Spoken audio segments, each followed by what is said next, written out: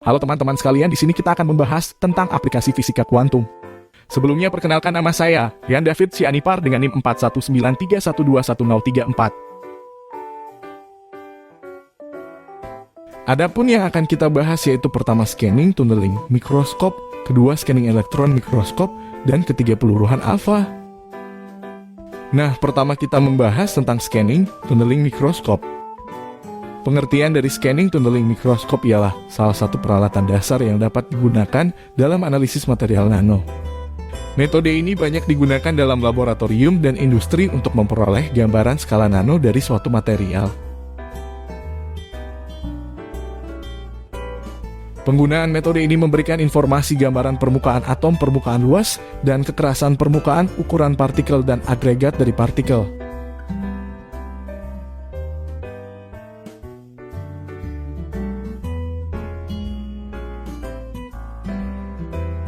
Instrumen STM ini memiliki kemampuan untuk menggambar dan memanipulasi individual atom dalam lingkungan non-vakum pada suhu kamar. Oleh karena itu, untuk analisis, material menggunakan instrumen STM harus bersifat konduktor atau semikonduktor sehingga dapat menghasilkan tegangan pada material. Material insulator tidak dapat dianalisis menggunakan STM.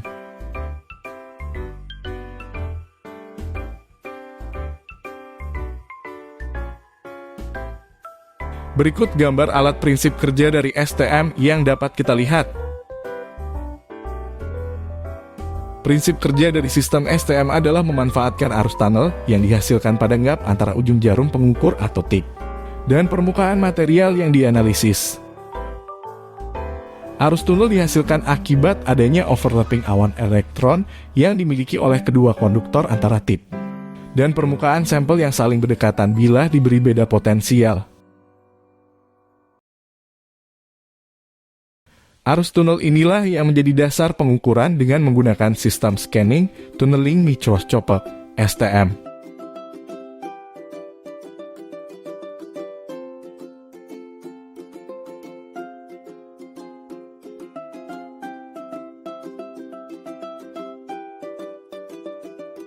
Berikut ini gambar dari skematik analisis pada STM yang sensitif terhadap permukaan sampel.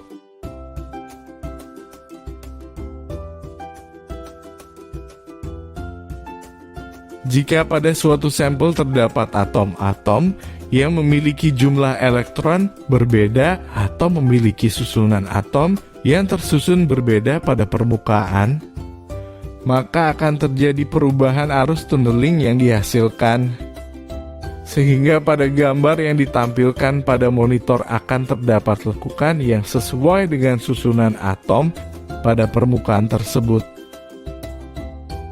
Adapun metode penggunaan STM yang dapat kita lihat pada gambar tersebut. Dalam analisis menggunakan STM terdapat dua mode penggunaan, yaitu pertama tinggi tetap.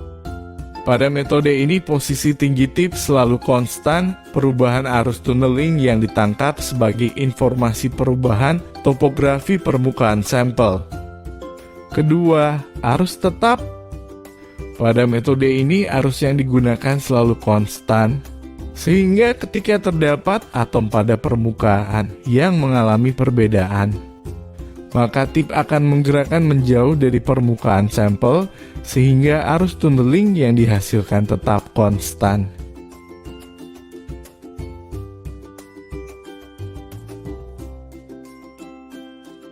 Materi yang kedua kita bahas tentang scanning elektron mikroskop.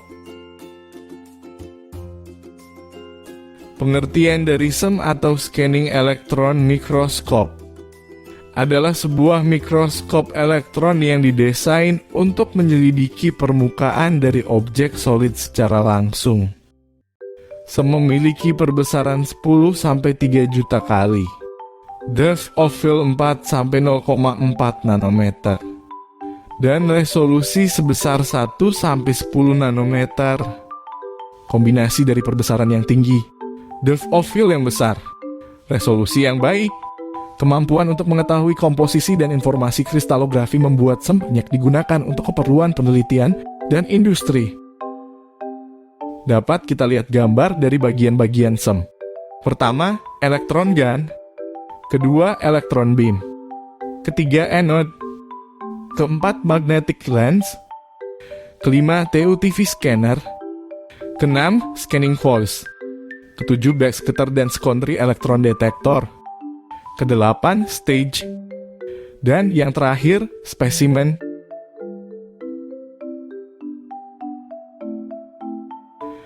Dapat kita lihat pada gambar dari prinsip kerja SEM.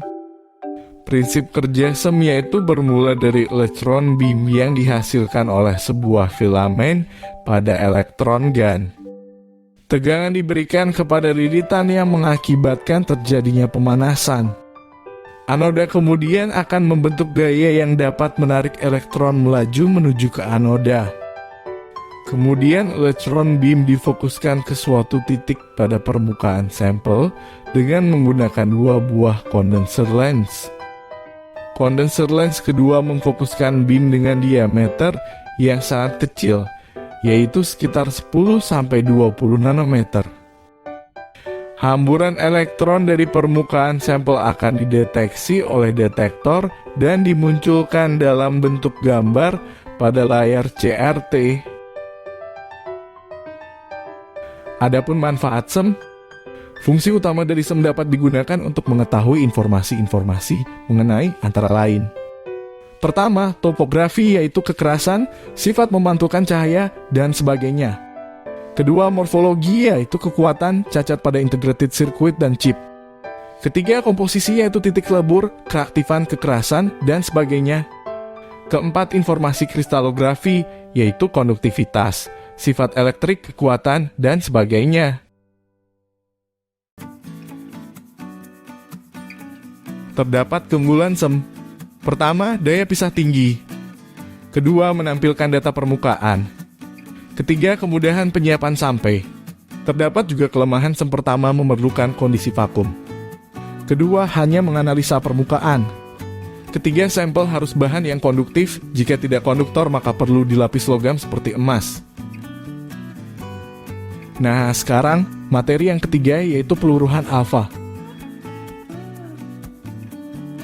Adapun pengertian dari peluruhan alfa, ialah peluruhan alfa hanya terjadi pada unsur-unsur berat saja atau dengan nomor atom lebih besar atau sama dengan 52. Sedangkan dua jenis peluruhan yang lain bias terjadi pada semua unsur. Inti-inti yang tidak stabil kadang-kadang memancarkan partikel alfa atau pada peristiwa peluruhan spontan dari hasil eksperimen. Diketahui bahwa partikel alfa adalah inti helium. Gambar berikut adalah gambar dari peluruhan alfa. Gambar ini adalah grafik kestabilan inti.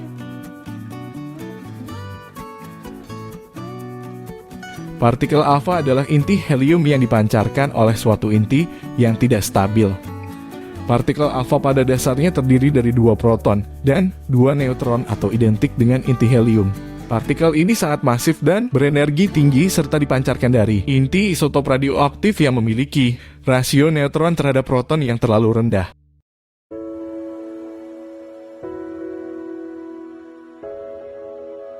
Terdapat sifat-sifat sinar alfa. Pertama, terdiri atas inti helium dan dapat kita lihat contoh dari inti helium. Kedua, bermuatan listrik positif. Ketiga, dibelokkan oleh medan listrik dan medan magnet. Dan yang terakhir, daya tembus kecil tetapi daya ionisasi sangat besar. Dan bisa kita lihat juga contoh gambar dari sifat sinar alfa tersebut.